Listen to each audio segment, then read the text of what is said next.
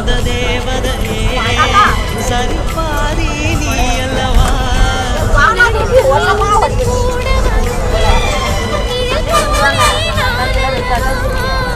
கண்ணன் கொண்ட ராதையன ராமன் கொண்ட சீதையன மடி சேர்ந்த பூரதமே